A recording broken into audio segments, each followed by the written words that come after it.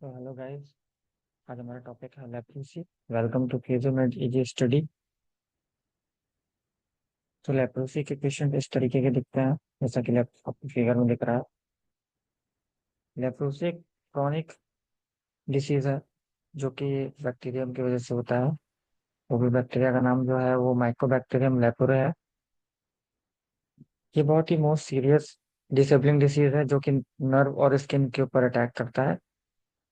इसे Hansen disease के नाम से भी जाना जाता है, जो कि कॉमन कॉज है पेरिफेरल न्यूराइटिस के का। और 20 मिलियन पॉपुलेशन इस बीमारी से अफेक्टेड है। लेप्रोसी को हैंसन डिसीज बोला जा रहा है क्योंकि साइंटिस्ट के नाम पे पड़ा है, ग्रेगर्ड आर्मर हैंसन के नाम पे। कॉजेस की बात अगर हम जाने तो ये बैक्टीरियल इन्फेक्शन यानी माइकोबैक्टीरियम इन्फेक्शन की वजह से हो रहा है। और जो मोस्ट पॉजिटिव ऑर्गेनिज्म है वो है माइकोबैक्टीरियम लेप्रे और माइकोबैक्टीरियम लेप्रोमोर्टिस। क्लिनिकल फीचर्स की बात करते हैं तो अर्ली स्टेज में हाइपोपिगमेंटेशन देखने को मिलता है, स्किन लेबल्स देखने को मिलता है, स्किन बहुत डार्क हो जाएगी, बहुत लाइट हो जाएगी, सिंगल या मल्टीपल नोड्यूल्स का फॉर्मेशन होगा, सेंसरी लॉस देखने को मिलेगा। साथ में सेंसरी लॉस फिंगर्स टो पे भी देखने को मिलता है, नंबनेस, थिक एंड नर्व, ये सभी देखने को अर्ली स्टेज में मिलता है लेप्रोसी केस में। और लेट केस में हमें अल्सर्स का फॉर्मेशन देखने को मिलता है, फुट ड्रॉप या claw toe, claw hand, loss of fingers और toe, muscle weakness, dry scalp और thickening of hand, facial, skin and ear. Foot deformities leprosy के केस में दिखती है कि 4 फुट, मिड फुट और हैंड फुट इस तरीके से क्लासिफाई किया गया है। 4 फुट में प्लांटर अल्सर्स का फॉर्मेशन होता है, साथ में टो डिफॉर्मिटीज देखने को मिलती हैं, क्रॉनिक ऑस्टियोमाइलाइटिस देखने को मिलता है। मिड फुट में असेप्टिक नेक्रोसिस ऑफ टेलस और आर्थराइटिस, इन्फेक्टिव आर्थराइटिस, ऑस्टियोमाइलाइटिस। और हिंड फुट में chronic osteomyelitis of calcaneum, planter ulcers, ये सभी देखने को मिलता है फुट डिफॉर्मिटीज के केस में। जैसा कि आप फिगर में देख सकते हैं, इस तरीके की प्लांटर अल्सर्स होते हैं। हैंड डिफॉर्मिटीज में partial claw hand, complete claw hand, triple nerve palsy which affect, तीनों नर्व का अफेक्ट करता है, ulnar nerve at elbow, median nerve at wrist and radial nerve at spinal groove. इस तरीके की हैंड डिफॉर्मिटीज, जो patient है उसका हाथ इस तरीके का हो जाता है। डायग्नोसिस में हम पता करते हैं तो हमें sign and symptoms, appropriate sign and symptom देखना होता है। साथ में सेंसरी टेस्ट कराएंगे, नर्व फंक्शन टेस्ट कराएंगे, नर्व कंडक्शन स्टडीज करेंगे, नर्व बायोप्सी कराएंगे, स्किन बायोप्सी और स्किन स्क्रैपिंग। मैनेजमेंट में तो हम इस तरीके के प्रोटोकॉल्स को लेकर चलते हैं ट्रीटमेंट के लिए। पहला है मल्टी ड्रग थेरेपी, दूसरा है सेंसरी केयर, तीसरा है सर्जिकल अप्रोच, चौथा है फिजियोथेरेपी, पांचवा है ऑक्यूपेशनल थेरेपी एंड छठवां है patient counselling. Multi drug therapy में हम ड्रग जैसे कि डेप्सोन या क्लोफाजमिन या रिफेम्पिसिन, ये सभी हम देंगे।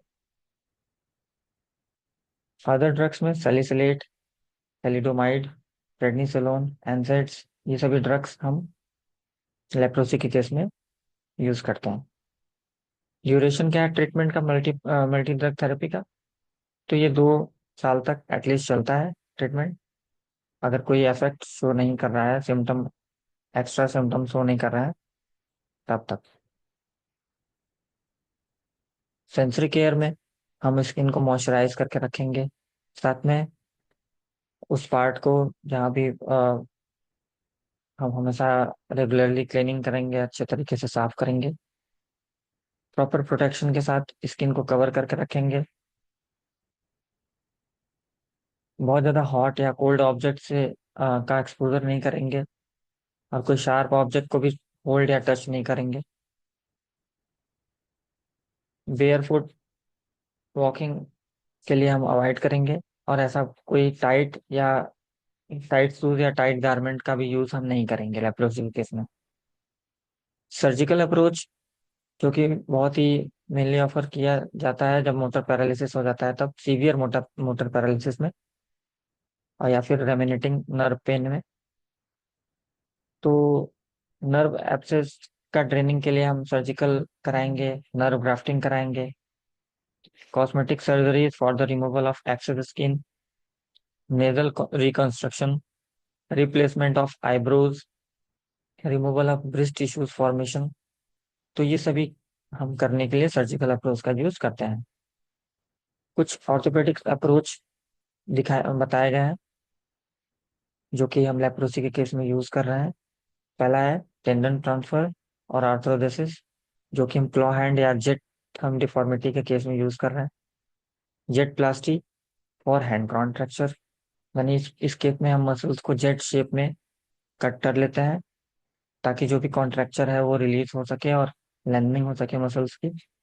टीनोडेसिस for joint instability, capsulotomy for tight joint, epicondylectomy, ulnar nerve transposition, removal of carpal tunnel roof, amputation last option.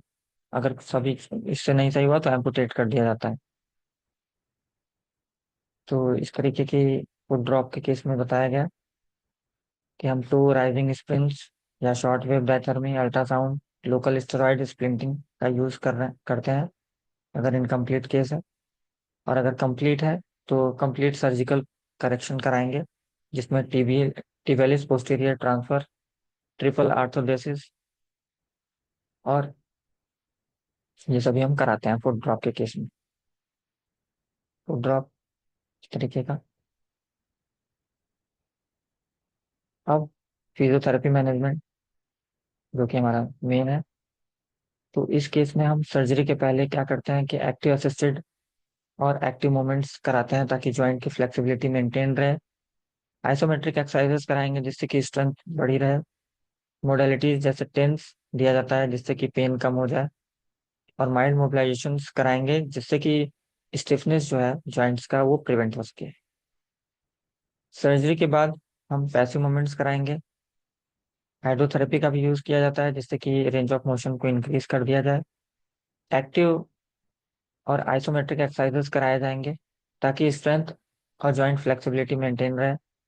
Manual stretching और जेंटल मोबिलाइजेशंस कराया जाता है जिससे कि कॉन्ट्रैक्चर जो है वो प्रिवेंट हो सके। और फैसिलिटेटेड स्ट्रेचिंग टेक्निक्स जैसे कि पीएनएफ का यूज किया जाता है, जो कि बहुत ही इफेक्टिव होता है। Role of physiotherapy after amputation, तो उस केस में प्रॉपर पोजिशनिंग कराया जाएगा लिम्स का एलिवेशन में। Friction massage is given to prevent adherent scar tissues, friction massage दिया जाता है। साथ में इंटरमिटेंट कॉम्प्रेशन यूनिट भी यूज किया जाता है जिससे कि स्वेलिंग को कम कर दिया जाए। Gait training after fitting of prosthesis, prosthesis की फिटिंग के बाद हम पेशेंट को गेट ट्रेनिंग कराते हैं ताकि वो अच्छे तरीके से प्रोस्थेसिस का यूज करना सीख जाए। मसल री एजुकेशन कराएंगे। Goal of physiotherapy management in leprosy, तो इस तरीके के ये समराइज करके बता दिया गया है। तो पहला है हमारा रेंज ऑफ मोशन को, जॉइंट को इंक्रीज करना, साथ में फ्लेक्सिबिलिटी ऑफ जॉइंट को मेंटेन करना, मसल की स्ट्रेंथ को इंक्रीज करना, post operative swelling, contracture, stiffness को प्रिवेंट करना, कोई भी डिसेबिलिटी या डिफॉर्मिटीज ना हो इसके लिए हम फिजियोथेरेपी करते हैं। साथ में फंक्शनल मूवमेंट जो है वो अच्छे से प्रिजर्व रहे, तो उस केस में हम ये कराते हैं फिजियोथेरेपी। और होम सेल्फ केयर हम सिखाते हैं पेशेंट को और पेशेंट के घर वाले को, ताकि अच्छे तरीके से उस केस को, लेप्रोसी को ध्यान दे सके। Thank you so much guys for watching this video.